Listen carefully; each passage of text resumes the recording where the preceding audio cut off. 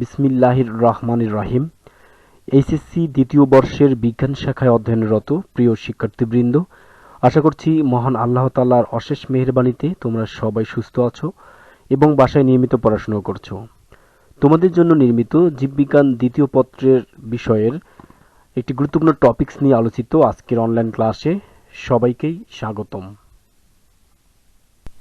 শুরু করছি উত্তর বাংলা কলেজ কর্তৃক আয়োজিত অনলাইন ক্লাস কার্যক্রমের আজকে আলোচ্য বিষয় জীববিজ্ঞান দ্বিতীয় পত্র তথা প্রাণীবিজ্ঞানের নন-কটা পর্বের শ্রেণীবিন্যাস। উপস্থাপনায় আছি আমি মোহাম্মদ মিলন মিয়া, প্রভাষক উদ্ভিদ বিজ্ঞান বিভাগ, উত্তর বাংলা কলেজ, কাকিনা কালীগঞ্জ, লালমনিরহাট। প্রিয় শিক্ষার্থী, আলোচনার শুরুতে আমরা আজকের আলোচ্য সূচি দেখে নেই।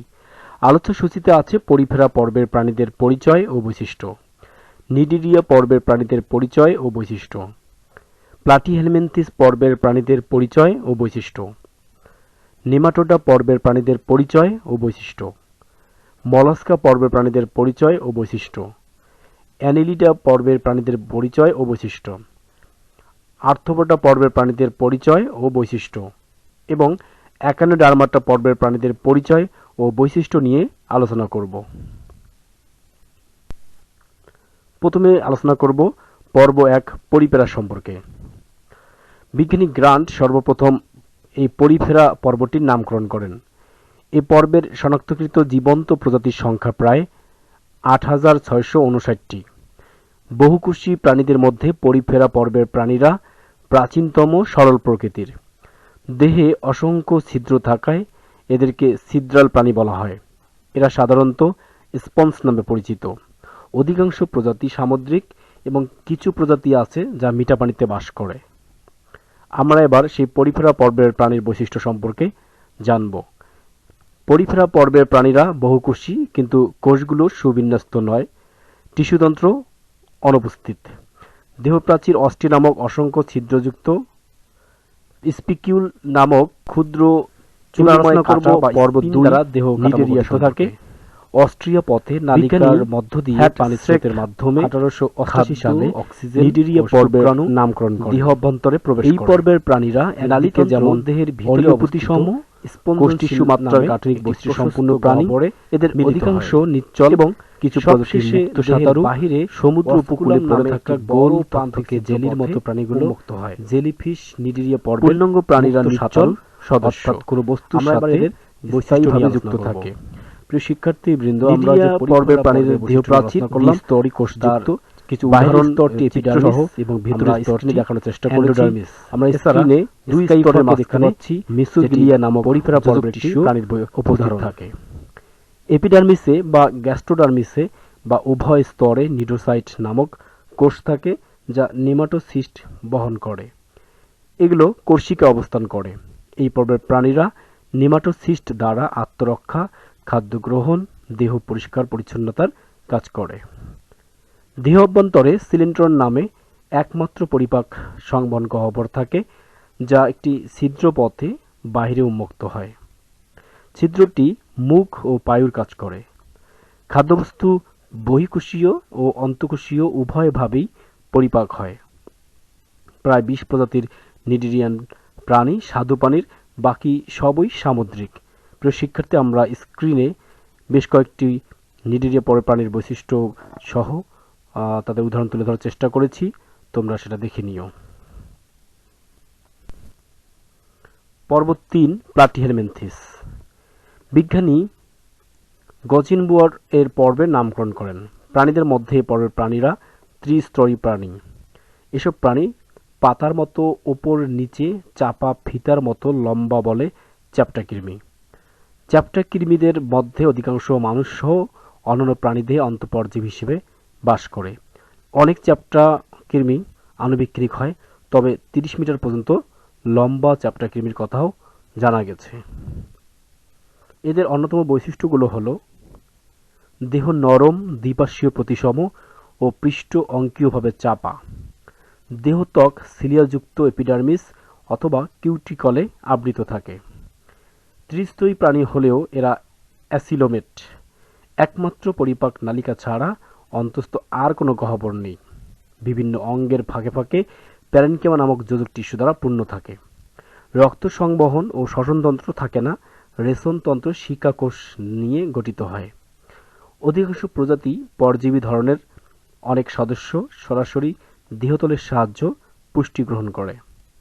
এবং এই প্লাটিহেলমিনথেস পর্বের প্রাণীরা উভলিঙ্গ ধরনের হয়। প্রিয় শিক্ষার্থী, স্ক্রিনে আমরা কয়েকটি প্লাটিহেলমিনথেসের উদাহরণ চিত্রসহ দেখানোর চেষ্টা করেছি। আমরা মূলত এখানে চ্যাপ্টা কৃমিকেই প্রাধান্য দিচ্ছি। পর্ব 4, নেমাটোড। এই পর্বের শনাক্তকৃত জীবন্ত প্রজাতির সংখ্যা 25,033টি। এই পর্বের প্রাণীগুলো সুতাকৃমি বা গোলকৃমি নামে পরিচিত। এদের বেশিরভাগই পরজীবী প্রজাতির প্রাণী। বাস্তুতান্ত্রিক সকল পরিবেশে গোলকৃমি বিস্তৃত। এ পর্বের পরজীবী সদস্যরা মানুষ, গবাদি পশু ও ফসলের ব্যাপক ক্ষতি করে। আমরা নেমাটোডের বৈশিষ্ট্য সম্পর্কে জানব। গোলকৃমির দেহ নলাকার, দ্বিপার্শ্বীয় প্রতিসম, দুদিকে ছুচালো, আণুবীক্ষণিক থেকে 1 মিটার পর্যন্ত লম্বা হয়।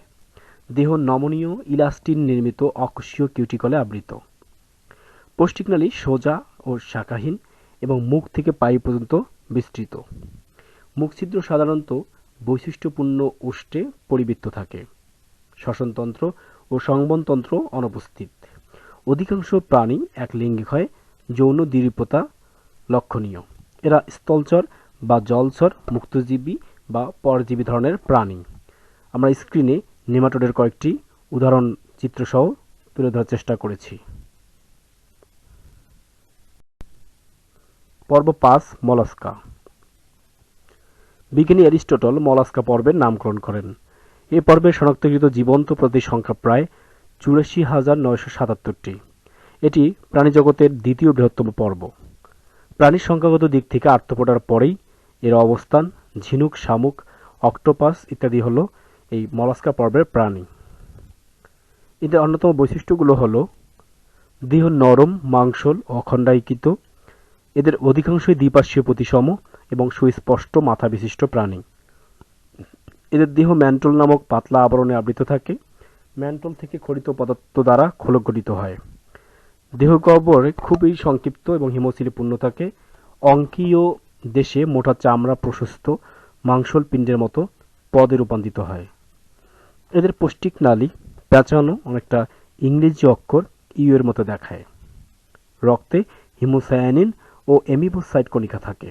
এছাড়া মলাস্কা জাতীয় প্রাণী ভিন্ন ভিন্ন লিঙ্গিক হয় এবং এরা ডিম পাড়ে। প্রিয় শিক্ষার্থী, মলাস্কার উদাহরণ এখানে শামুক, ঝিনুককে স্ক্রিনে তোমরা দেখতে পাচ্ছ। পর্ব 6, অ্যানিলিডা। বিজ্ঞানী ল্যামার্ক 1890 সালে অ্যানিলিডা পর্বটির নামকরণ করেন। এই পর্বে শনাক্তকৃত প্রাণীর সংখ্যা প্রায় 17,388টি। অ্যানিলিড পর্বের প্রাণীরা আগের পর্বের প্রাণীগুলো অপেক্ষা অধিকতর কেন্দ্রীভূত স্নায়ুতন্ত্র এবং জটিলতর সংবহনতন্ত্র বিবর্তনের গতিপথে নতুন মাত্রা যোগ করেছে।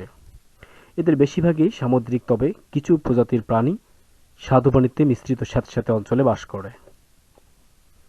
অ্যানিলিড পর্বের অন্যতম বৈশিষ্ট্যগুলো হল এদের দেহ লম্বা, নলাকার, দ্বিপার্শ্বীয় প্রতিসম প্রাণী। প্রকৃত খণ্ডান উপস্থিত। আংটির মতো অনেকগুলো একই রকম খণ্ডক নিয়ে দেহ গঠিত হয়। দেহের প্রতিটি খণ্ডকে অবস্থিত নিফ্রিডিয়া নামক প্যাঁচানো নালিকা প্রধান রেচন অঙ্গ হিসেবে কাজ করে। রক্ত সংবহনতন্ত্র বদ্ধ প্রকৃতির হয়। লাল রঙের রক্তে হিমোগ্লোবিন উপস্থিত থাকে। পৌষ্টিক নালী নলাকার ও সম্পূর্ণ। মুখ ও পায়ুছিদ্র সমন্বিত। পরোক্ষ পরিস্ফুটনের ক্ষেত্রে মুক্ত সাঁতারু ট্রোকোফোর নামক লার্ভার বিকাশ ঘটে।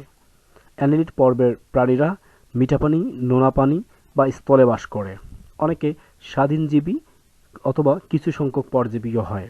প্রিয় শিক্ষার্থী, আমরা অ্যানিলিডা বলতে এখানে কিছু কেসের ছবি দেখতে পাচ্ছি। এগুলোই হলো যথেষ্ট উদাহরণ। পর্ব 7, আর্থ্রোপোডা। বিজ্ঞানী সেইবোল্ট 1845 সালে আর্থ্রোপোডা পর্বটির নামকরণ করেন। আর্থ্রোপোডা হচ্ছে প্রাণীজগতের সবচেয়ে বৃহত্তম পর্ব। পৃথিবীর সর্বত্রই এই পর্বের প্রাণীদের পাওয়া যায়। এরা সর্বভুক, সবকিছুই খায়, পুক্তজীবী বা পরজীবী ধরনের প্রাণী। এদের অন্যতম বৈশিষ্ট্যগুলো হল এদের দেহ সন্ধিযুক্ত, উপাঙ্গ বিশিষ্ট, দ্বিপার্শ্বীয় প্রতিসম, খণ্ডকায়িত এবং স্টেকমাটায় বিভক্ত। মস্তকে একজোড়া বা দুজোড়া অ্যান্টেনা থাকে।